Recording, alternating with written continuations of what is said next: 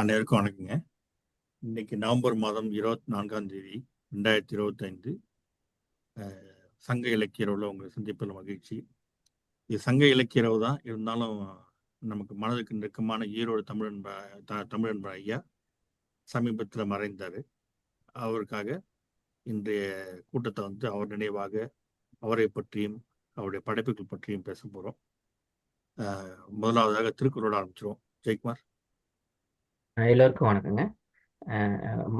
வாழ்வாங்கு வாழ்ந்து மறைந்த ஈரோடு தமிழன்பன் ஐயா அவர்களுடைய இறப்புக்கு நம்மளுடைய கண்ணீர் அஞ்சலி.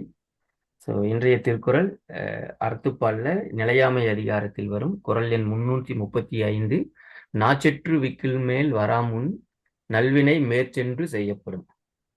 நாச்செற்று விக்குள் மேல் வராமுன் நல்வினை மேற்சென்று செய்யப்படும். இதில் பார்த்தீங்கன்னா அவர் கலைஞர் மு கருணாநிதி அவர்கள் உரையை பார்த்தீங்கன்னா, வாழ்க்கையின் நிலையாமையை உணர்ந்து நம் உயிர் இருக்கும்போதே உயர்ந்த நற்பணிகளை ஆற்றிட முனைய வேண்டும். சாலமன் பாப்பையா அவர்கள் உரையில் பார்த்தீங்கன்னா, நாவை அடக்கி விக்கல் மேலெழுவதற்கு முன்பே, அதாவது இறப்பதற்கு முன்பே நல்ல அறச்செயலை விரைந்து செய்யத்தக்க வேண்டும் அப்படிங்கிறது தான் இந்த குறள். அந்த நாச்செற்று விக்குள் அப்படிங்கிறது விக்கல் இறந்து போவாங்க இல்லையா, அந்த செய்கையை குறைக்குது. அது வர்றதுக்கு முன்னாடியே நம்ம என்னென்ன அறச்செயல்களை செய்ய வேண்டுமோ, நம்முடைய கடமைகளை செய்ய முடியுமோ அதை செய்து விட வேண்டும் என்பது இந்த திருக்குறளோட எளிய மிகப்பெரிய கருத்து. இது அவர் ஈரோடு தமிழ் ஐயா அவர்கள் இறந்ததுனால நான் அதை பற்றிய ஒரு குறள் தேடி இதைய சரி இன்னைக்கு சொல்லலாம் அப்படின்னு முடிவு பண்ணேன். நன்றி ஜெயக்குமார். சரிங்க ஜெயக்குமார், ரொம்ப பொருத்தமான இது. ஏன்னா அவர் ஒரு கிராஃப் ஒண்ணு அனுப்பியிருக்கேன் இவருக்கு, இப்ப ராம்கிட்ட அனுப்பியிருக்கேன். அவர் இவரோட 30வது வயசுல தமிழன் பையா 30வது வயதுல இருந்து 92வது வயது வரைக்கும் எவ்வளவு படைப்புகள் எழுதியிருக்காங்க பண்ணியிருக்காங்கிறதுக்கு ஒரு கிராஃப் மாதிரி ஒரு புக் என்கிட்ட எரிதலும் இளம் காற்றும்னு அவரோட 87 புக்கோட தொகுதி ஒரே நூலா இருக்கு. அது கிராஃப் இருந்தது. சரி, அது ஏன்னா இது ஒரு சாதனை தான். டெய்லி ஒரு போன வாரம் வரைக்கும் கூட டெய்லி எழுதிட்டு இருந்தாரு. சோ அந்த மாதிரி அவர் செஞ்சிடணும் அப்படிங்கிறத செஞ்சு காமிச்சவர். இப்ப நீங்க கொண்டத குறளுக்கு வாழ்ந்து காட்டியவர். நல்ல சிறப்பான. நன்றி.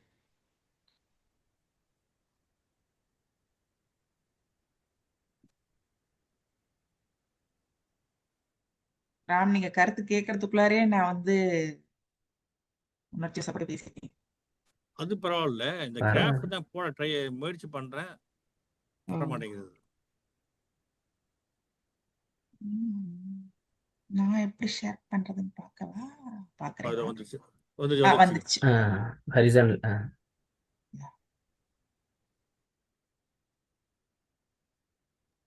வாழ்க்கையிலேயே முதல் முறையா ஒரு இலக்கியத்துக்கு கிராஃப் இன்னைக்கு தாங்க பாக்குறேன் ராஜீவ்.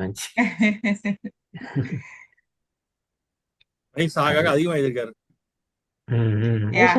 நிறைய எழுதின மாதிரி எழுதியிருக்காரு. அந்த 90 அந்த மாதிரி 90 வயசுல அப்படி ரொம்ப அருமை. டெய்லி எழுதுவாரு முகநூல்ல தவறாம. அருமை. வாழ்வாங்கு வாழ்ந்துருக்காரு. ஆமா ஆமா. நம்மளும் 60 வயதாகி ரிட்டையர் ஆனதுக்கு அப்புறம் எழுதலாங்கிறீங்க. இதே ஒரு இதா வச்சுக்காங்க இல்லைங்களா? அப்படியெல்லாம் வெயிட் பண்ண கூடாதுன்னு சொல்றாங்க. இல்ல வேற சகஜ வாழ்க்கை சூழல்கள்னால எழுதலே முடியாம போயிடுச்சுன்னா கூட ஐயோ வாழ்க்கை முடிஞ்சிருச்சுன்னு நினைக்காம கடைசி நாள் வரைக்கும் நம்ம எழுதலாம், இலக்கியத்தை படைக்கலாம் அப்படிங்கிறது நம்மளுக்கு கோவிட் அப்ப பாருங்க பயங்கரமா எழுதி எழுதிருக்காரு. ஆமா. ஓ அப்படியா? அந்த வருஷம் 6 புத்தகம் 2020 ஆமா 20. ஆமா அருமை. இன்னொரு இந்த பார் கிராஃப் இருந்தது, அது கூட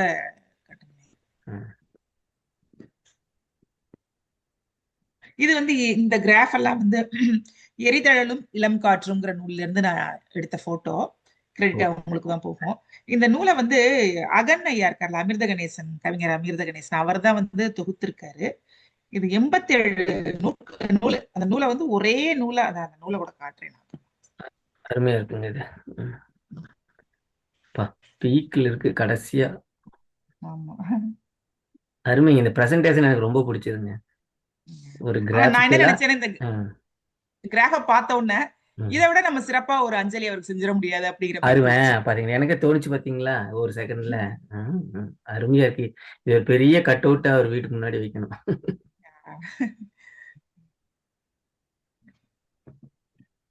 90 வயசுல 30 புத்தகம் எழுதிருக்காங்க. கடைசி பால்ல சிக்ஸர் அடிச்சது மாதிரி இது. கடைசி பால் இல்ல, அந்த கடைசி ஓவர் ஃபுல்லா அடிப்பாங்கல்ல.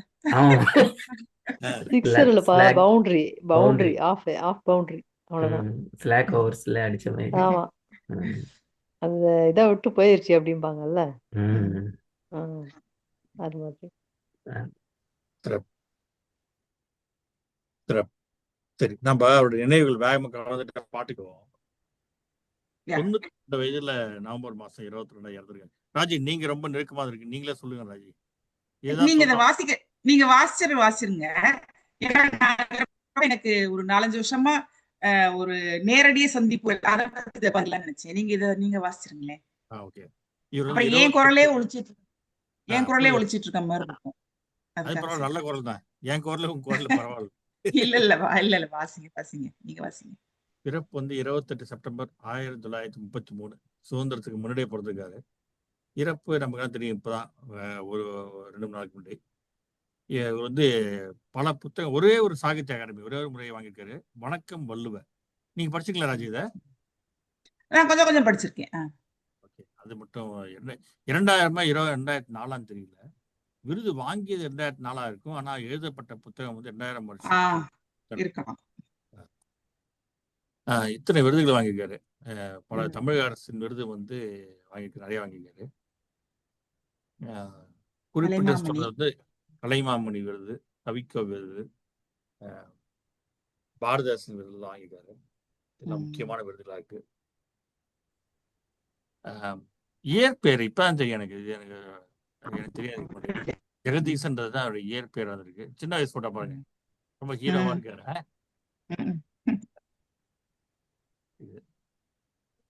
இலக்கிய வாழ்க்கையை பத்தி இது நமக்கு ரொம்ப பிடித்தமான வாழ்க்கை.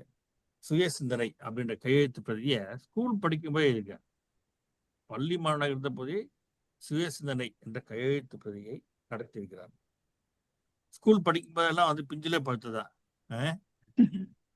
இதெல்லாம் ப்ராடிஜி மாதிரிதான். அப்புறம் பாரதிதாசன் கூட 10 ஆண்டுகள் பழகிறது இருக்காரு. நான் ரொம்ப ரொம்ப ஈடுபாடு எனக்கு வந்தது வந்து ஜப்பானிய ஹைக்கூ. இந்த கோவிட் அப்போ நம்ம நிறைய இதை பற்றி பேசியிருக்கோம். ஹைக்கூவை பற்றி பல நாள் பேசியிருக்கோம்.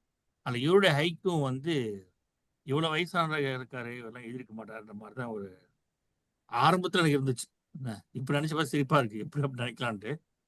பட் அவருடைய இந்த கவிதை தான் ரொம்ப ஈர்த்துச்சு அவர் மேல. சிறப்பா இருந்தாரு. நீங்க தொடருங்க ராஜி.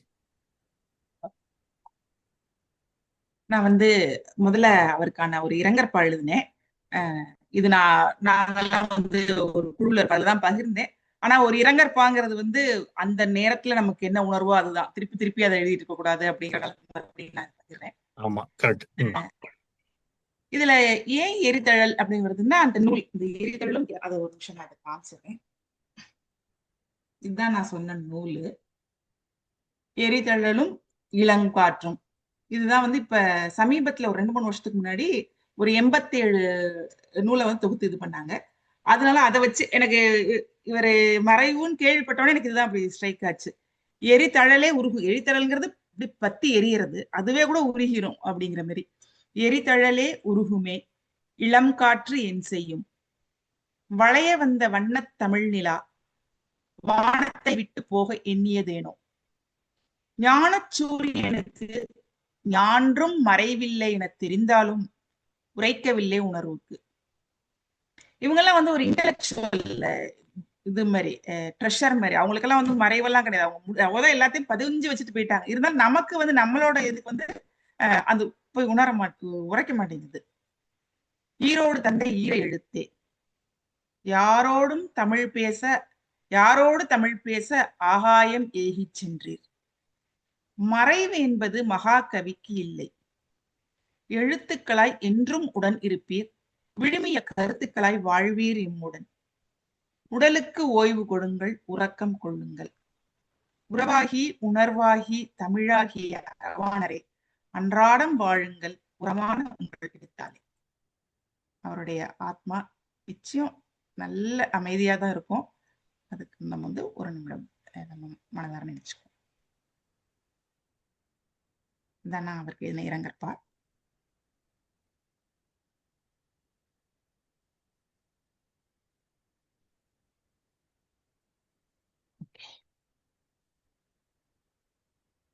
இது வந்து எனக்கு வந்து ஒரே ஒரு நிமிஷம் என்னோட குறிப்பு எடுத்துக்கிறேன். எனக்கு இவரோட எழுத்து வந்து இதுதான் பிடிக்கும் அதுதான் பிடிக்கும்னு சொல்லவே முடியாது. ஏன்னா பல வகைமையில எழுதியிருக்காரு. இன்னைக்கு நான் குறிப்பா நான் இன்னைக்கு ஏதாவது ஒண்ணு இவரோட இது படிக்கணும்னு நினைச்சிட்டு இந்த புக்கை பெறட்டினேன். கரெக்டா வந்து இந்த காலத்தால் மறையாத கருப்பு சூரியன் மார்ட்டின் லூதர் கிங் அப்படின்னு சொல்லிட்டு ஒரு நூல் எழுதியிருக்காரு. அதுதான் வந்தது எனக்கு. அது நான் ஓரளவு கொஞ்சம் கொஞ்சம் படிச்சிருக்கேன், ரொம்ப படிச்சது இல்லை. ஆனா அது இவரோட எழுத்துக்கள்ல இது ரொம்ப முக்கியமான எழுத்து அப்படின்னு நினைக்கிறேன். ஏன்னா இவர் வந்து இங்க மகன் வீட்டுக்கு வந்திருக்கப்ப மார்ட்டின் லூதர் கிங்கோட வரலாறை படிச்சுட்டு அதுக்கப்புறம் அவரு போராட்டம் நடந்த சதர்ன் பார்ட்ஸ்ல எல்லாம் போய் ஃபீல்டு ஒர்க் மாதிரி போய் பார்த்துட்டு அதோட பாதிப்புல எழுதின இது. நம்ம அமெரிக்கால வாழ நமக்கு வந்து டயஸ்போரிக் ரைட்டிங் அப்படிம்பாங்கல்ல, அது நம்ம எல்லாம் இங்க இருக்கவங்க எல்லாம் பண்ணணும். இருந்தாலும் அங்கிருந்து வந்து இவர் வந்து தங்கி இருந்த அந்த ஒரு சில மாதங்கள்ல அந்த டயஸ்போரிக் ரைட்டிங் பண்ணிருக்காரு. சோ நம்ம வந்து இங்க அமெரிக்கால வாழ்ந்துட்டு இருக்கிறவங்க வந்து கண்டிப்பா நமக்கும் தாயகத்துக்கும் இருக்க தொடர்பா இங்க இருக்கிற எழுத்துக்களை எழுதணும் அப்படிங்கிறது எனக்கு ஒரு இது. அதனால முக்கியமா மார்ட்டின் லூதர் கிங் அப்படிங்கிறவரு நம்ம அமெரிக்க வரலாற்றுல ரொம்ப ஒரு முக்கியமான ஒரு அம்சம் பங்கு இருக்கு அவருக்கு. அதனால இதை நான் கொண்டு வந்தேன். இது வந்து அவரோட கதையை வந்து ஒரு காவியம் மாதிரி எழுதியிருக்காரு. அதுல இருந்து நான் ஒரே ஒரு கவிதையை கொண்டு வந்திருக்கேன். அப்படி அவர் பிறந்ததுல இருந்து வரிசையா அப்படி அவரோட மறைவு வரைக்கும் வரும். அதுல நான் இதை மட்டும் இன்னைக்கு வந்தேன். மீன்களின் கண்களில் ஏன் கண்ணீர்? அனைத்து உலகிலும் பெரிய மீன்கள் அருங்காட்சியகம் இருப்பது அட்லாண்டாவில். அங்குள்ள அனைத்து மீன்களின் கண்களில் கண்ணீர் இருப்பது கருப்பு அமெரிக்க மக்களுக்காக இன்று விடியல் பிறக்கும் என்ற வினாவுக்கு பதிலை சொல்லியே செதிலை அசைக்கிறது ஒவ்வொரு மீனும். கிங்கின் அறப்போர் படையில் சேர அப்பலாச்சியன் அடுக்கங்களில் தப்பில்லாமல் பிறந்த ஒவ்வொரு செடிக்கும் மரத்திற்கும் ஆசை இருந்தது. மார்ட்டினுக்கு தெரியாமல் வள்ளுவர் அவர் உள்ளத்தோடு பேசினார். அமெரிக்க ஞானி தோரோ சிந்தனை தேர்களில் பயணித்து மார்ட்டின் ஒளிவலம் வந்ததொரு காலம். லியோ டால்ஸ்டாய் ஆன்ம தரிசனத்தில் அனுபூதி அடைந்தது ஒரு காலம். பொருள் முதல் வாத புலமையாளர் காரல் மார்க்சின் மூலதனத்தில் மூழ்கி கிடந்ததொரு காலம். அண்ணல் காந்தி அறிமுகமானதும் இயேசுபிரான் தடம் போட்டு வந்த பாதையாய் அது பளிச்சிட்டது கண்டதும் இயேசுநேரி காந்தியமே எமக்கு கதி என்று மார்ட்டின் முடிவு செய்தார். எதிரி வலது கன்னத்தில் அடித்தால் இடது கன்னத்தை காட்டென்றார் இயேசு. இடது கன்னத்திலும் அடித்தால் மூன்றாம் கன்னத்திற்கு என்ன செய்வதென்று ஏங்கும் நிலையை எட்டியவர் மார்ட்டின். எனக்கு இது ரொம்ப இதுவா இருந்து ரொம்ப எவ்வளவு பெரிய பெரிய உலக தத்துவவாதிகள் அதெல்லாம் படிச்சுட்டே வந்தவர் வந்து அண்ணல் காந்தியோட அறிமுகம் படிச்சது அதுதான் என்னோட பாதை அப்படின்னு எவ்வளவு பெரிய ஒரு தாக்கம் ஏற்பட்டிருக்காரு அண்ணல் காந்தி அப்படிங்கிறது ஒண்ணு. இன்னொன்னு இந்த மார்ட்டின் லூதர் கிங் வந்து இவ்வளவு ஒரு சின்ன வயசுலயே இவ்வளவு அறிவாற்றலோட சமூகத்துக்கு செய்யணுங்கிறதுக்காக எப்படி ஒரு போராளியா இருந்திருக்காரு அப்படிங்கிறதுக்காகவும் நான் கொண்டு வந்தேன். இதை வந்து நம்ம தமிழன்பன் ஐயா வந்து அவரோட பார்வை இவ்வளவு ஒரு விசாலமா இருந்திருக்கு. கண்டிப்பா அவர் பாரதிதாசனோட ஸ்டூடெண்ட்ங்கிறப்ப அவரோட பார்வை அகலமா தான் இருந்திருக்கும். அதனால இதை வந்து நம்ம இப்ப இதை நினைவு கூறுவது வந்து அவருக்கு நம்ம செய்யற ஒரு பெரிய மரியாதையா இருக்கும் அப்படின்னு நினைச்சுதான் நான் இந்த பாடலை கொண்டு வந்தேன்.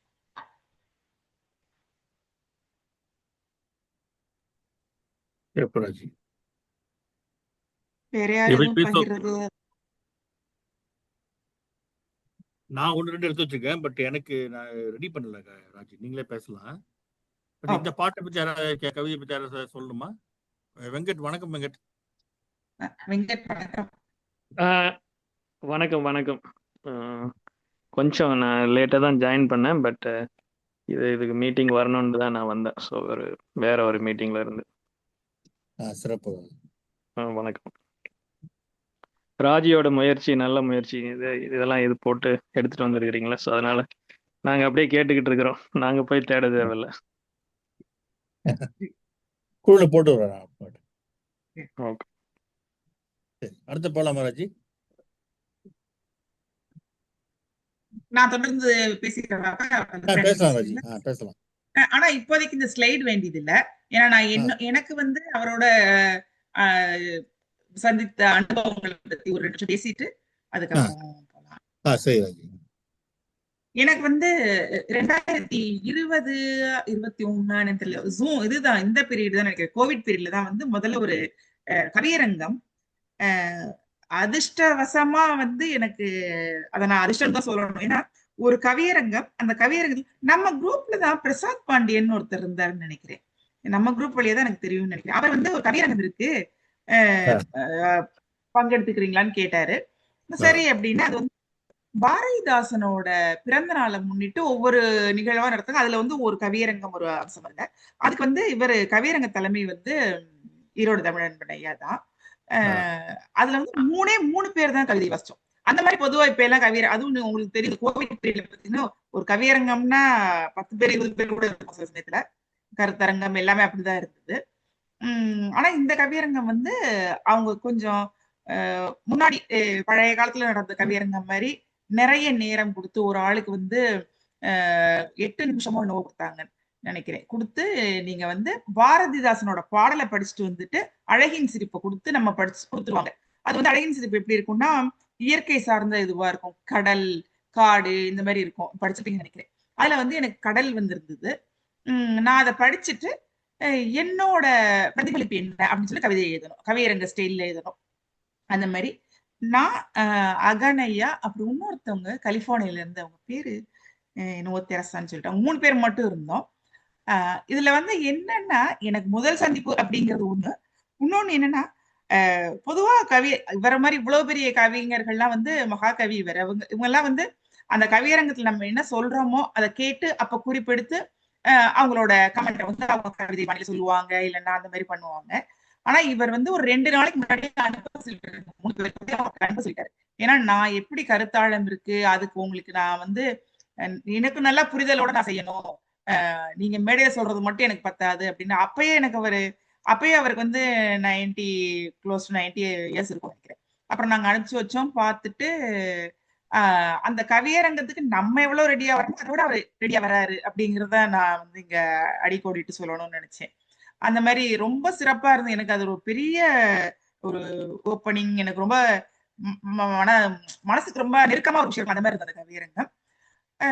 அதுல வந்து அதுதான் எனக்கு முதல் சந்திப்பு. அதுல வந்து பாராட்டினார். அதுல ஒரு படிமச்சொல் வந்து நான் நடுப்பகல் அந்த கடற்கரையிலேயே வந்து அது பொழுது போயிட்டு இருக்கும். நடுப்பகல் வர்றப்ப வந்து சூரிய குடுவை வந்து உருண்டு போயிடுச்சு நடுப்பகல் அப்படிங்கிறதுக்காக நான் ஒரு வரி எழுதியிருந்தேன். அதுக்கு வந்து இது ஒரு இந்த மாதிரி யாருமே சூரியனை வந்து இப்படி சொன்னதில்லை, இது ஒரு சிறந்த படிமம் அப்படின்னாரு. அவன் மாதிரி ஒரு பெரியவர் வாயால நம்ம பாராட்டு படிமம். நான் ரொம்ப பெருசா படிம கவிதையில எனக்கு எழுத தெரியாது. படிமம் அப்படி சொன்னது எனக்கு ரொம்ப மகிழ்ச்சியா இருந்தது. அது என்னோட நினைவு கூறல், ஒரு முதன்மையான நினைவு கூறல். அதுக்கப்புறம் அது முடிச்சு ஒரு 1-2 ஒரு 6 மாசம் 1 வருஷத்துக்குள்ளாரியே வந்து அவர் அகனையா வந்து இவருக்கு ரொம்ப மகன் மாதிரி, நான் வந்து அவரை தந்தையா தத்து எடுத்திருக்கேன் அப்படின்னு சொல்லுவாரு அகனையா. அவர் வந்து ஒரு புக்கு எழுதியிருந்தாரு, இந்த நிலத்தின் நிறம் அன்று இந்த நிலத்தின் நிறம் சிவப்பு அப்படின்னு சொல்லிட்டு.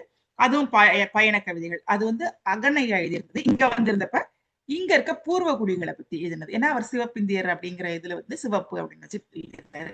அந்த நூலுக்கு நீங்க எனக்கு மதிப்புரை கொடுங்க அப்படின்னாரு. சரின்னு சொல்லிட்டு நான் அதை படிச்சுட்டு மதிப்புரை எழுதி கொடுத்தேன். அவர் ரொம்ப நல்லா இருக்கு அப்படின்னு சொல்லிட்டு. அது பிரிண்ட் ஃபார்ம்ல வர்றப்பதான் நான் பார்த்தேன். அதுல வந்து இவர் ஒரு மதிப்புரை எழுதியிருக்காரு, ஈரோடு தமிழன் பையா ஒரு மதிப்புரை எழுதியிருக்காரு. அப்புறம் இன்னொருத்தர் யாரோ எழுதியிருக்காங்க. நான் என்னது எனக்கு வந்து நம்பவே முடியல. எவ்வளவு பெரிய ஒரு கவிஞர் அவரு. அவரோட எழுத்துகளுக்கு பக்கத்துல நம்மளோட எழுத்து வந்திருக்குங்கிறது அதை பார்த்ததுக்கு அப்புறம் தான் சரி, ஏதோ எழுத்து பிள்ளை இல்லாம ஏதோ எழுதிட்டு இருக்கோம் போல இருக்கு.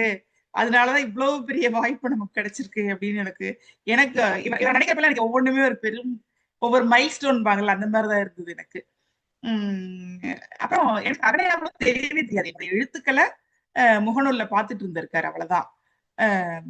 அப்புறம் இது முடிஞ்சதுக்கு அப்புறம் ஒரு 1 இயர்க்குள்ளாரியே வந்து 2022 இதெல்லாமே 2020 தான் ஆரம்பிச்சதுன்னு நினைக்கிறேன் இவரோட சந்திப்பு. 2022ல வந்து எனக்கு ஈரோடு தமிழன் நண்பன் என்பதுன்னு சொல்லிட்டு ஒரு விருது கொடுப்பாங்க, கவிதைகளுக்கான சிறந்த கவிதை. அந்த விருது எனக்கு கிடைச்சிருக்குன்னு சொல்லிட்டு எனக்கு அறிவு வந்தது. லக்கிலி நான் அப்ப வந்து இந்தியால இருந்தேன். ஆனா அந்த நிகழ்ச்சிக்கு நான் வந்து நேரடியா போக முடிஞ்சது. அது கிடைச்சது ஒரு மகிழ்ச்சி அப்படிங்கிறது ஒரு பக்கம்னா, அவர் வந்து மேடையில வந்து பொன்னாடை போர்த்தி அந்த விருது அவர் ஐயாவே கொடுத்தாரு. ஈரோடு தமிழன் ஐயாவே கொடுத்தாரு. கொடுத்ததுக்கு அப்புறம் அகனை என்ன அறிமுகப்படுத்தணும்னு தெரியுமே அவங்க ராஜீவாஞ்சி அப்படின்னாரு. நான் வந்து ஒரு நிமிஷம் அப்படியே அசந்து போயிட்டேன். ஏன்னா அவங்க வந்து எவ்வளவோ பேரை பார்க்கறவங்க, நமக்கு அவங்கள தெரியும், ஆனா அவங்களுக்கு நம்மள தெரியாதுங்கல்ல. அந்த மாதிரி எனக்கு வந்து அதுவும் எனக்கு ஒரே ஆச்சரியமா இருந்தது. நம்ம தான் ஒரு பாரதிதாசன் கவியரங்கத்துல பார்த்தோமே ராஜீவாஞ்சி அப்படின்னு சொல்லிட்டு இந்த மதிப்புரை எழுதினாங்களே அப்படின்னு அதையும் இங்க குறிப்பிட்டு சொன்னாரு. எனக்கு ரொம்ப ஆச்சரியமா இருந்தது. இது எப்படி, அதனாலதான் இவ்வளவு கூர்மையான அறிவு கூர்மையான ஞாபக நினைவு சக்தி இருக்கனாலதான் இவர் வந்து தொடர்ச்சியா 90 வயதுகளிலே எழுதிட்டு இருக்காரு போல இருக்கு அப்படின்னு நான் நினைச்சுக்கிட்டேன். இந்த மாதிரி தொடர்ச்சியா எனக்கு வந்து ஒரு நல்ல ஒரு மகிழ்வான நினைவுகள் தான். இதுக்கெல்லாம் சிகரம் வைக்கிற மாதிரி 2023ல இந்த இடைப்பட்ட காலத்துல வந்து நானும் அவர் அகனையாவுமா சேர்ந்து ஏன் விரட்டினீர்கள் எங்களை அப்படின்னு சொல்லிட்டு ஒரு பூர்வக்குடிங்க இருக்க அமெரிக்க பூர்வக்குடிகளை பத்தி ஒரு கவிதை கட்டுரை ஒரு காம்பினேஷனா ஒரு நூல் எழுதினோம். அந்த நூல் வாய்ப்புமே வந்து எனக்கு ஒவ்வொன்றுமே தெரியல, எப்படியோ நடந்தது, அவ்வளவுதான் நடந்தது. நான் வந்து நான் இந்த மாதிரி ஒரு நூல் எழுத போறேன், அது கொஞ்சம் தரவுகள் இருந்தா எனக்கு சொல்லுங்க அப்படின்னு கேட்டார் அகனையா. நான் கொஞ்சம் நிறைய தரவுகள் வச்சிருந்தேன்னா அதெல்லாம் அவருக்கு ஷேர் பண்ண உடனே இவ்வளவு தரவுகள் வச்சிருக்கீங்க, நம்ம 2 பேரும் சேர்ந்து எழுதுவோம் அப்படின்னு சொன்னாரு. அப்புறம் 2 பேரும் சேர்ந்து எழுதுவோம். அது வந்து 2023 நான் சென்னையில இருந்தப்ப. ஆனா இது எல்லாமே திடீர்னு அகனையா வந்து எப்ப பிளான் பண்ணுவார் என்னது எனக்கே எல்லாமே சார், நான் புக் ரிலீஸ் பண்ண மாதிரி எனக்கே ஒரு 4 நாளைக்கு முன்னாடி தான் தெரியும் புக். ஆனா அவரே பதிப்பகம் வச்சிருக்காரு. ராஜி இடையூறு மன்னிக்கணும், அகனையா இணைஞ்சிருக்காரு. ஓ நன்றி ஐயா. வணக்கம் ஐயா.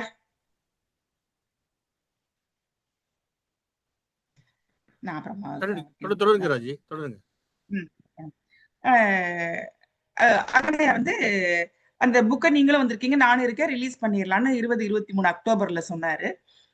சொல்லிட்டு நான் அப்பாட்ட சொல்லியிருக்கேன், அப்பா வந்துருவாங்க அப்படின்னு. எனக்கு வந்து அவருக்கு 90 வயது, அவர் எப்படி இப்போ ரொம்ப 4 நாள் இடைவேளையில அதுக்கு வந்து ஏற்பாடு பண்ணிட்டு இருந்தோம். சர்ப்ரைஸா அந்த டயத்துக்கு கரெக்டா வந்துட்டாரு. எனக்கு ரொம்ப மகிழ்ச்சியின் உச்சத்துல இருந்தேன்னு. எனக்கு இதுதான் நான் சொல்றேனே, எனக்கு வந்து அவரு மகாகவியோட ஒவ்வொரு சந்திப்புமே ஒரு இனிய அதிர்ச்சியா அமைஞ்சதுதான். எனக்கே தெரியாது, எல்லாமே சர்ப்ரைஸ், பிளசன்ட் சர்ப்ரைசஸா தான் இருந்தது ஒவ்வொரு தடவையும். நான் அவரோட எழுத்து தொடர்ச்சியா படிச்சுட்டே தான் வர்றேன். ஆனா நான் பண்ற ஒரு சின்ன தவறு என்னன்னா, அதை வந்து ரொம்ப படிச்சோம், நம்மளோட பிரதிபலிப்பு என்னங்கிறத நான் ரொம்ப பகிர்ந்துக்காம இருக்கேன். இனிமே தொடர்ந்து பகிர்ந்துக்கிறேன். அவருக்கு நான் செய்யற அஞ்சலியா இருக்கும்னு நினைக்கிறேன். அவர் வந்து வாழ்வாங்கு வாழ்ந்தார். நீங்க ஜெயக்குமார் இங்க கொண்டு வந்த திருக்குறள் மாதிரி வாழ்வாங்கு வாழ்ந்தார். வாழ்ந்த நாட்கள் எல்லாம் வந்து எந்த பங்களிப்பு செய்யணுமோ அதை வந்து அழகா செஞ்சுட்டாரு. நான் வந்து இந்த ரூமியும் நானும் ஒரு புக், அதுவுமே ரொம்ப சிறப்பா இருக்கும். அவரது எது சிறப்பா இருக்கு அது எல்லாமே சிறப்பா இருக்கும். இருந்தாலும் அதுவும் அதுல இருந்து ஒரு வந்து சிறு கவிதையை கொண்டு வந்திருக்கேன். ராம், நீங்க வந்து அவர் அகனையாட்ட பேச சொல்லுங்க. அதுக்கப்புறம் நான் இந்த கவிதை. அகனையா வணக்கம் ஐயா. வணக்கம் அகனையா. நான் உங்களை முன்னாடியே கூப்பிட்டு இருந்திருக்கணும். ராஜி உங்க பேர் சொன்னோன்னா அடடா அகனையா கூப்பிட மறந்துட்டோமேன்னு ஒரு பதட்டம் வந்துச்சு எனக்கு. உடனே கூப்பிட்டேன் உங்களை. நன்றி, நினைவில் இருந்தமைக்கு இருத்தியமைக்கு நன்றி. நான் ரொம்ப நேரம் பேச முடியாது. ஆ, நீங்க முதல்ல இந்த நிகழ்ச்சியை ஏற்பாடு செய்து பலருடைய கருத்துக்களையும் உள்வாங்கி அவருக்கு ஒரு அஞ்சலி நடத்துவது என்பது போற்றுதற்குரியது. அதற்கு என்னுடைய வணக்கங்கள். முதல்ல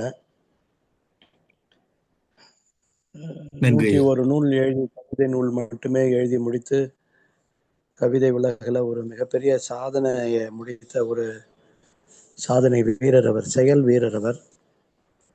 92 வயது முடிஞ்சு 93 ஆரம்பிச்சு நடக்கக்கூடிய காலகட்டத்தில் நான் 100 தொட்டு விடுவேன், 100 தொடுவது ஒன்றும் எளிமை அல்ல என்ற நம்பிக்கையோடு தான் அவர் இருந்தார். அப்படித்தான் அவர் செயல்பட்டு வந்தார். நான் 21ஆம் தேதி மே மாதம் எனக்கு இதய அறுவை சிகிச்சைக்காக மருத்துவமனையில் அனுமதிக்கப்பட்டிருந்தேன். நான் அஞ்சு விடுவேனோ என்று முதல் நாள் எனக்கு அதிகமாக வீர உரைகளை எல்லாம் எனக்கு ஆற்றி எனக்கு வீரத்தை ஊட்டினார், ஊக்கத்தை அளித்தார். அடுத்த நாள் எனக்கு அறுவை சிகிச்சை நடந்தது. நான் 28ஆம் தேதி இல்லம் ஏகிய பிறகு மின்னஞ்சலில் ஒரு கவிதையை அனுப்பியிருந்தார். அக்கவிதையை அவர் 22 மே அன்று எழுதியிருந்தார். 22 நவம்பர் நம்மை விட்டு சென்று விட்டார். அந்த கவிதையை நான் வாசித்தேன். அதை தான் இப்பொழுது உங்களோடு பகிர்ந்து கொண்டு என் உரையை முடிக்க இருக்கிறேன். அதன் பிறகு 30ஆம் தேதி அன்று நான் தொலைபேசியில் அவரோடு பேசி, எதற்காக இந்த கவிதையை எழுதினீர்கள் அப்பா என்று கேட்டேன். இந்த கவிதையானது உன்னை போன்றோருக்கு ஒரு ஊக்கமளிக்க வேண்டியது. வயது என்பது எண் அல்ல, வயது என்பது வாழ்க்கையோடு பின்னி இருப்பது. வயதை எண்ணி எண்ணி நம் வாழ்க்கையை தொலைத்து விடுகிறோம். நாம் வந்தது வாழ்வதற்குத்தான். வாழ்க்கை என்பது, பிறப்பு என்பதுதான் தாய்மொழியில், மரணம் என்பது அயல் மொழியில். அது அதனுடைய வேலையை செய்யத்தான் செய்யும். அதற்காக அஞ்ச வேண்டியதில்லை. ஆனால் அதுவரை நாம் வாழ வேண்டும். எதுவரை என்பது நம் கைகளில், நம் செயல்களில், நம் எண்ணங்களில் தான் உள்ளது என்றார். அந்த கவிதை இவ்வாறு செல்கின்றது. 90 மதிப்பெண் வாங்கியவன் 100 தொடுவது என்ன முடியாதா? ஓட வேண்டாம், நடந்தே கடந்து விடலாமே. வயது 90 கடந்து விட்டேன், 100 வந்து எப்படித்தான் கை குலுக்கும் என்னோடு, அப்படித்தான் கை குலுக்கும். வாழ்க்கை மட்டை ஆட்டத்தில் ஓட்டம் 90 எடுத்து விட்டேன். எல்லாமே விராட் கோலி விளையாட்டு ஆப்பில் தான். இன்னும் 10 ஓட்டம் அதே மூச்சில் குவிக்க மாட்டேனா? விக்கெட்டை கைப்பற்ற நினைப்போன் ஆசையை அவிக்க மாட்டேனா? அலைவரிசை வட்டங்கின் அமர்வுகளில் ஆர்ப்பாட்ட போர்ப்பாட்டு திசைகளை குலுக்காதா? பூங்கா வரி வீசி பொன் மயில்கள் உற்சாக ஊட்டம் தர ஆட்டம் போடாரா? வேக பந்து என்ன, மற்ற 1000 வித பந்துகள் விதி முடிக்க பறந்து வந்து என் விக்கெட்டை வீழ்த்த முடியுமா? முக்கொம்பு காவலர் மோசடிகள் பலித்திடுமா? கடைசி 6 பந்தில் 2-6 அடிக்கவும் தெம்புண்டு எனக்கு. கடைசி 6 பந்தில் 2-6 அடிக்கவும் தெம்புண்டு எனக்கு. ஒரு 4 ஓர் 6 அடித்தாலும் நான் 100 தொடுவேனே. காலதேவன் கணக்கை முடிக்கும் அவசரத்தில் சதி செய்யும் சுழற்பந்தின் சம்பந்தியாய் செயல்பட்டு விடுவானோ என்கின்ற ஐயம் அவ்வப்போது தோன்றினாலும் அவன்தான் தோற்பான். காலதேவன் அவன்தான் தோற்பான், நான் தோற்க மாட்டேன். இந்த நம்பிக்கையோடு தான் அவர் 9/11/2025 வரை கவிதை எழுதி கொண்டிருந்தார். அவருடைய ஆசையெல்லாம் ஒன்றே ஒன்றாகத்தான் இருந்தது. என்னுடைய சடலத்தை சரித்திரம் கைப்பற்றி எரியூட்டும் பொழுது என் செவியில் 2 தேன் தமிழ் துளிகள் விழ வேண்டும் என்பதாக உயில் எழுதியிருந்தார். அந்த உயிலையும் நேற்று அல்லது போன திங்களில் எழுதவில்லை, 2002 இவற்றோடும் இவர்களோடும் என்கின்ற நூலிலே ஒரு அழகிய கவிதையாக அதை வலித்திருந்தார், 2 சொட்டு தேன் தமிழ் துளிகள் என்று. அவர் நினைப்பெல்லாம் இன்னும் கவிதை எழுத வேண்டும், நிறைய எழுத வேண்டும் என்பதாகவே இருந்தது. தான் கவிதை எழுதியது மட்டுமல்ல, எழுதுபவர்களையும் ஊக்குவித்த பெருங்கொடை வள்ளல்லவர். வளர்பவர்களை வாழ்த்துவதும் வளர்ந்தவர்களை வணங்குவதும் தான் அவருடைய வெற்றியின் ரகசியம். தன்னுடைய முன்னோடிகள் எவரையும் அவர் விட்டுவிட்டதில்லை. தன்னுடைய முன்னோடிகள் பலரையும் நினைந்து நினைந்து அவ்வப்போது அவர்களுக்கு வணக்கம் சொல்லியும் அவர்களை போற்றியும் அவர்களோடு சேர்ந்தே 22 நவம்பர் வரை பயணம் செய்திருக்கிறார். சிலர் வளர்ந்த பிறகு வளர்த்துவிட்ட ஏணியை மறந்து விடுவர். சிலர் வளரும் போதே வளர்ந்தவர்களை உதாசீனப்படுத்தி விடுவர். ஆனால் இவர் வளர்ந்தவர்களை வாழ்த்தி கொண்டும் வளர்ப்பவர்களை வாழ்த்தி கொண்டும் வளர்ந்தவர்களை வணங்கி கொண்டுமாகவே தன்னுடைய வாழ்க்கை பயணத்தை செலுத்தினார். நிறைவான வாழ்க்கை வாழ்ந்தவர். இருந்தாலும் என்னை தனியே விட்டுவிட்டு சென்று விடுவார். பொழுதுகள் விடிவதும் பொழுதுகள் முடிவதும் அவருடைய கவிதைகளோடும் அவருடைய உரையாடலோடும் தான். அமுதன் அமுதன் என்று அன்றாடம் தொலைபேசியில் பேசக்கூடியவர் இன்று எங்கோ பேசிக் கொண்டிருப்பார் என்கின்ற நம்பிக்கையில் தான் என் வாழ்க்கையை நான் ஓட்ட வேண்டும். நன்றி, வணக்கம். தமிழ் உள்ளவரே அவர் இருப்பார் ஐயா, இன்னும் கவலைப்படுத்தவர். அவருடைய ராஜிக இரங்கல் பாச மாதிரி தமிழ் இருக்கிற வரைக்கும் அவருடைய புகழ் நம்ம என்னைக்கு நினைச்சிருக்கோம்.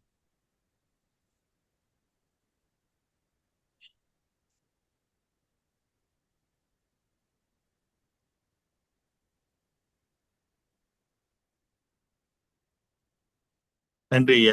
நீங்க இணைப்பில் தொடர்ந்து இருக்க முடியாட்டி துண்டிச்சுக்கலாம். நீங்க இணைஞ்சி உங்க கருத்தை பகிர்ந்ததுக்கு ரொம்ப நன்றி ஐயா.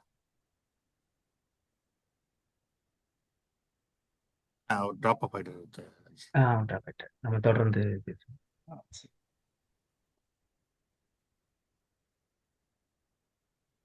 ராஜி, நீங்க தொடரலாம் ராஜி. இப்போ ரூமியும் நானும் நூலில் இருந்து ரூமிய பத்தி இவர் போய் சந்திக்கிற மாதிரியும் அதுல சந்திக்கிற அவருக்கு என்ன ஒரு வெளிச்ச துளி கிடைக்குது அப்படிங்கிற மாதிரி எழுதியிருக்காரு. ரொம்ப எளிய சொல்லாடல், ஆனா அதுக்குள்ள அவ்வளவு ஒரு கருத்து ஆழம் இருக்கு. அதுல நான் 54வது கவிதையை வந்திருக்கேன். எதை கேட்டு வந்தாலும் அவரிடம் பக்கத்து வீட்டில் கேள் என்று சொல்லாதவர் ரூமி. பக்கத்து வீட்டுக்காரர் சொல்லித்தான் அவர் தன்னிடம் கேட்கிறாரா என்றெல்லாம் ரூமி கேட்பதில்லை.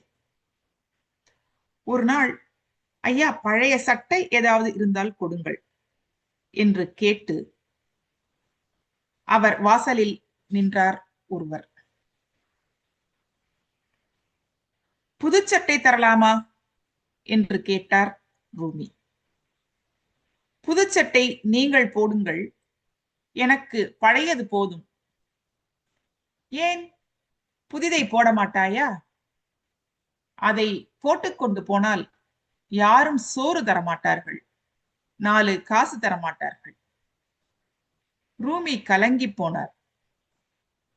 அப்படியானால் என்ன செய்யலாம்? நீங்களே போட்டு போட்டு பழசாக்குங்கள். எப்பொழுதாவது திரும்பி வருவேன், அப்பொழுது வாங்கிக் கொள்கிறேன். மனம் குமைந்து போன ரூமி சொன்னார், உன்னை எப்பொழுது புதுச்சட்டையோடு பார்ப்பேனோ அப்பொழுதுதான் நானும் இதை போடுவேன். நான் அவன் சென்றதும் ரூமியிடம், சட்டையை சட்டை செய்யாத அவனையும் உங்களையும் நினைத்தால் உங்கள் கவிதை ஒன்று ஞாபகச் சாளரம் திறக்கிறது என்றேன். சொல்லவா என்று கேட்டுவிட்டு, சூஃபி பிரபஞ்சத்தை நோக்கி கைகளை விரித்து எதுவும் பெறாமலே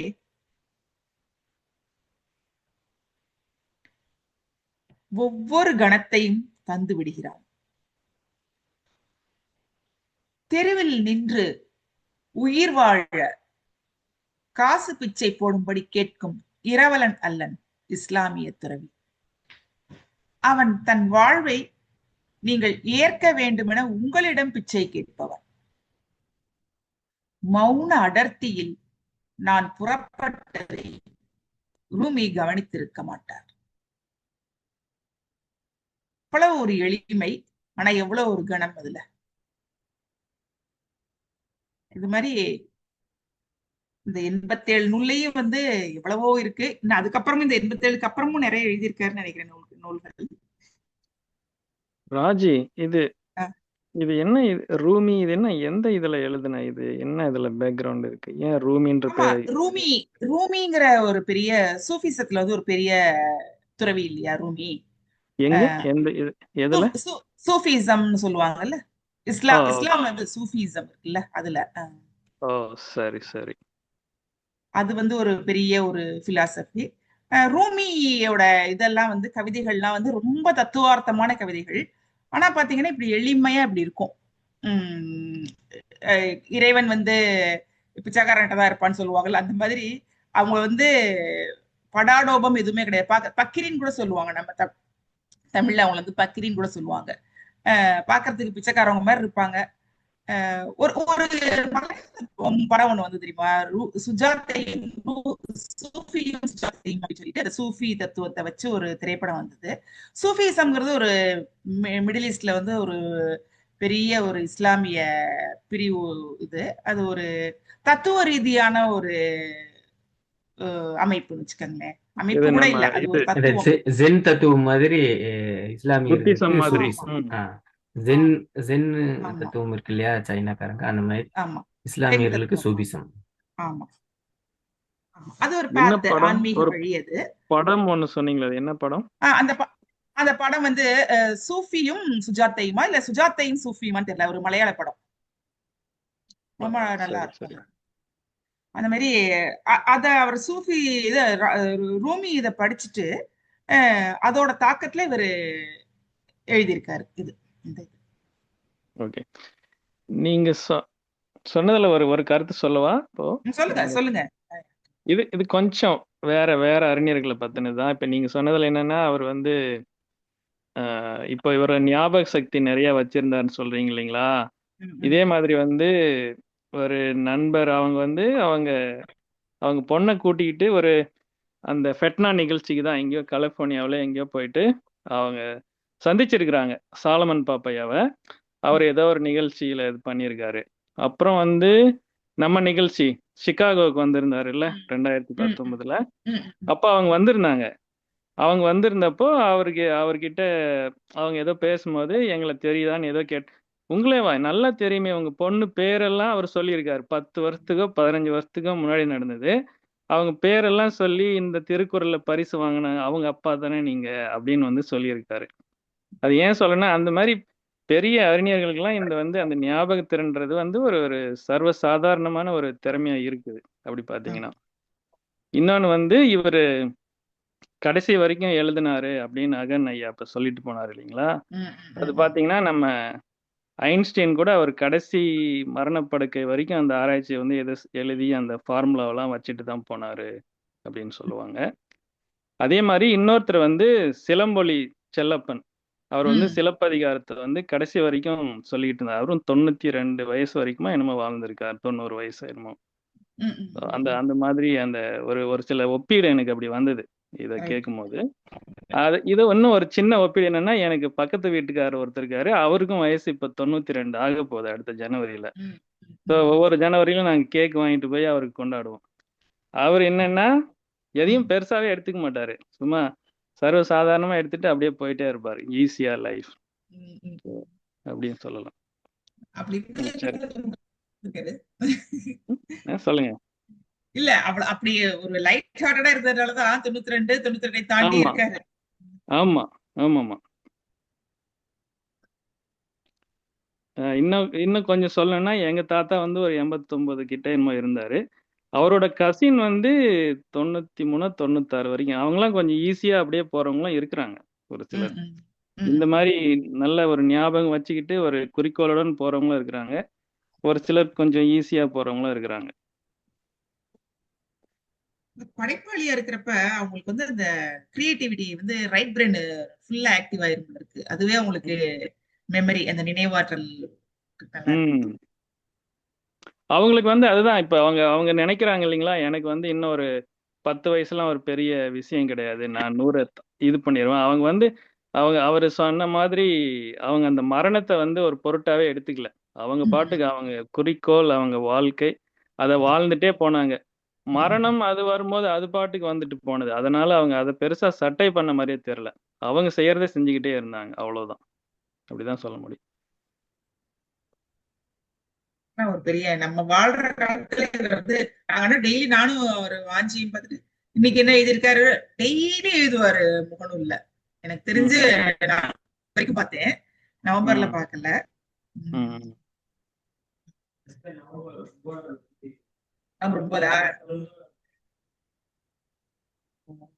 நவம்பர் 9 போட்டிருக்காரா. இவர் தான் அதுக்கு அவருக்கு வந்து டெய்லி கமெண்ட்ல வந்து ஒரு பதில் கவிதை ஒன்று எழுதுவாரு வாஞ்சி. வாஞ்சி எழுதுவாரு.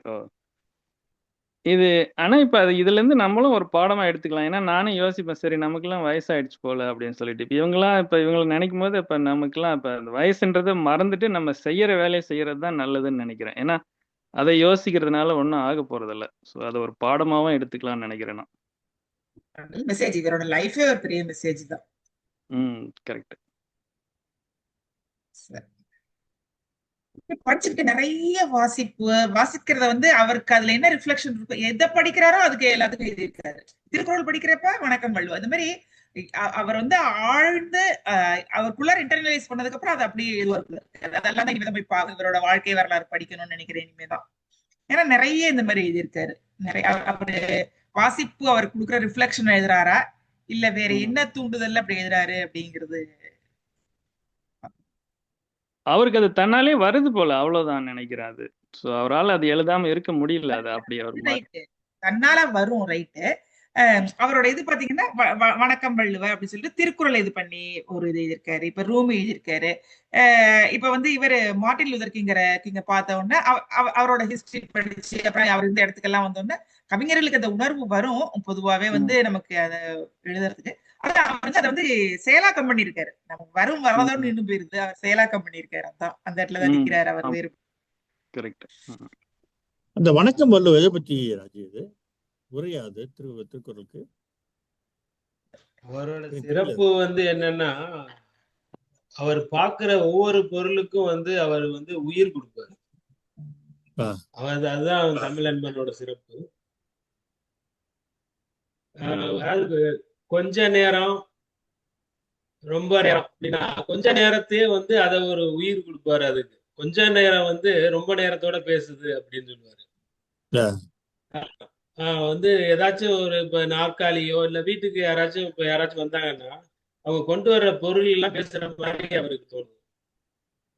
அவரோட வந்து ரீசெண்டா வந்து ஒரு 6 மாசமா வந்து நான் வந்து அவரோட மேக்சிமம் எல்லா கவிதைக்கும் வந்து பின்னோட்டம் போட்டிருக்கேன். ஒவ்வொரு நாளும் வந்து வேற வேற மாதிரியான ஒரு கவிதைகள் எழுதுவாரு. அதே மாதிரி இன்னொரு ஒரு நூலே வந்து இன்று என்ன எழுதுவதுன்னு ஒரு நூல் எழுதியிருக்காரு. ஆமா, அது என்ன நான் வாசிச்சதில்லை. அது வாசிக்கிறோம். இந்த புக்கு ராஜி. ஓ சரியா தெரியல. இப்ப காட்டுங்க என்ன எழுதலாம் என்று. எப்படி இது ஏதோ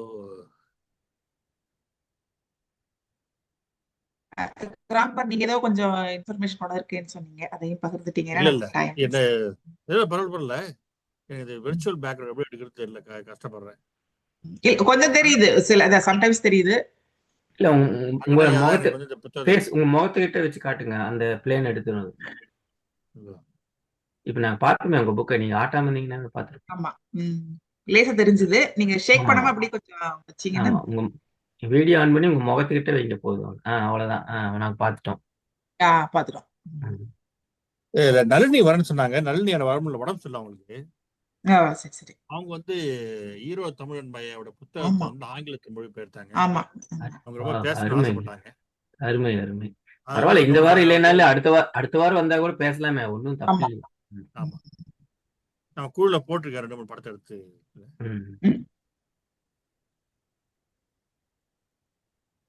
ஹைக்யூ கதையெல்லாம் எங்கேயாச்சும் வச்சிருக்கீங்களா ராஜி? கிடைக்குதா? அதான் இந்த புக்ல இருக்கும். இந்த 87 நூல் இருக்குல்ல, இதுல இருக்கும்.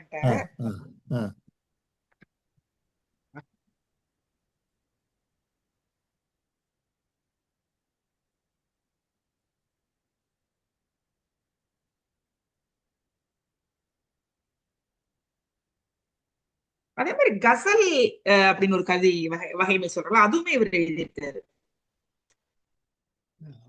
ஒரு ஆமா, அவரே ஒரு கவிதை வகைமையுமே கிரியேட் பண்ணியிருக்காரு. அவர் அந்த மாதிரி சென்ட்ரியோவா சென்ட்ரியோங்கிறது வேற இருக்கு. அதே மாதிரி நிறைய ஜப்பான் இது வந்து ஹைக்கூ மட்டும் கிடையாது, சென்ட்ரி இருக்காரு, ஹைபோனி இருக்காரு, நிறைய எல்லாமே புதுசா எதுனாலுமே இது பண்றாரு. இவர் புதுசா ஒரு இது பேர் எனக்கு ஞாபகம் இல்ல. சரி, இந்த வணக்கம் பல்லுவா என்ன சொல்லுவோம் ராஜு? ஒரே தானே அது திருக்குறளுக்கு ஒரே? இல்ல அதுவுமே திருக்குறள் ஸ்டைலே ஹைக்கூ மாதிரி தான் இது இருப்பாரு. ஈரோ சென்ட்ரியம் சொல்லிட்டு ஒரு இலக்கம். ஓ, ஒரு பாவை.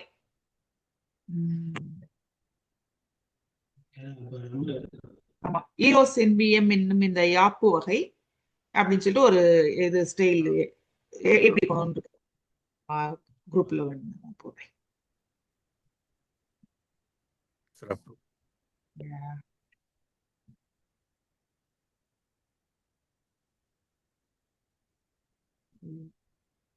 அப்புறம் பழமொழின்றியோ அப்படின்னு சொல்லிட்டு சென்ட்ரியும் பழமொழியும் சேர்த்து ஒரு வகைமை எழுதியிருக்காரு. வணக்கம் வள்ளுவ வந்து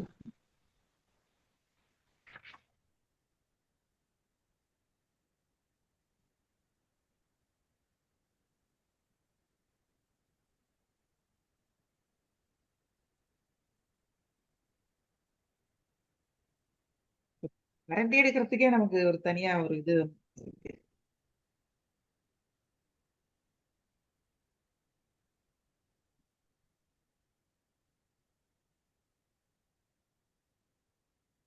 அது நம்மளுக்கு பார்த்து ஓகே ஓகே. இந்த நூல் இல்லைனாலும் வேற நூல்ல இருக்கும்.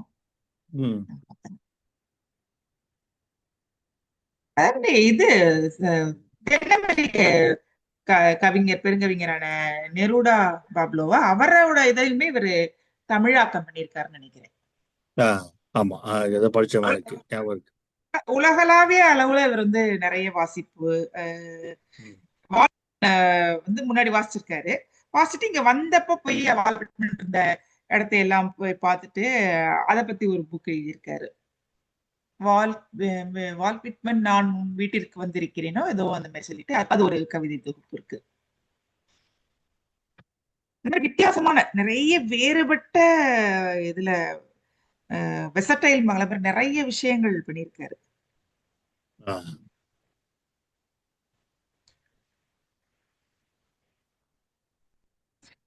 ஓகே, எனக்கு என் கையில இருந்த தகவல் எல்லாம் நான் இது பண்ணிட்டேன். இதுவே அவரோட பெரிய நல்ல ஒரு நினைவு குரலா தான் இருக்கும்னு நான் நம்புறேன். ஆமா, நான் நளினி சார்பா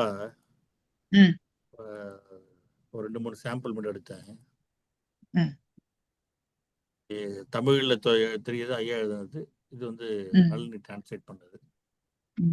தொப்புள் இடமாக பார்த்து தொடுகிறது மழை துளி, குளத்துக்கு உடம்பெல்லாம் பூசாமல் என்ன செய்யும்? நகைச்சுவையும் இருக்கு. ஆமா, நகைச்சு. என் நிழலிலும் நானே இருப்பேன், பிறர் நிழலில் என்னை தேடாது. காடெல்லாம் காதுகள் பூத்து விட்டன, எங்கோ போயிருந்த குயில் திரும்பி வந்து விட்டது. நான் செலக்ட் பண்ணலாம் எடுக்கல, ரேண்டமா எடுத்து போட்டுதான். சிறப்பு. இன்னும் ஒரு சில எடுத்தேன், அதை கூட போட்டு விடுறேன். அந்த வணக்கம் வள்ளுவ அதெல்லாம் இருக்கிற நூல் வந்து தமிழன்பன் 1000 ஒரு நூல். அது இப்ப என் கையில இல்ல, அது அம்மாட்ட கொடுத்துருக்கேன். அதுல இருக்கும். இதான் பூம்புகார் பதிப்பகம் போட்டிருக்காங்க போல இருக்கு. இப்ப நான் செய்ய வேண்டியதெல்லாம் உங்களுடைய கவிதைகளை படிச்சு, நல்ல சமூக இருக்கிற கவிதைகள், தத்துவம் எல்லாமே இருக்கு. யாராருக்கு இருந்தது அதை படிச்சு அதை வந்து உள்வாங்கிறத நம்ம இந்த மாதிரி பெரிய கவிஞர்களுக்கு படைப்பாளிகளுக்கு பண்ற பெரிய ஒரு அஞ்சலியா இருக்கும். ஆமா, சிறப்பு. லதாமா, நீங்க ஏதாவது சொல்ல விரும்புறீங்களா? லதாமா, நான் உங்க பேக்ரவுண்ட் பார்த்துட்டு இருக்கேன். இந்த ஸ்பேஸ் வெரி நைஸ். ஓ சரி சரி நன்றி. அவங்க ஓகே வந்து அதை ரொம்ப பார்த்தோன்னே நல்லா அவங்க இருந்தது. கவிஞர் ஆயிட்டாங்க. ராம்குமாரோட பேக்ரவுண்டு சூப்பரா இருக்கு. நன்றிம்மா.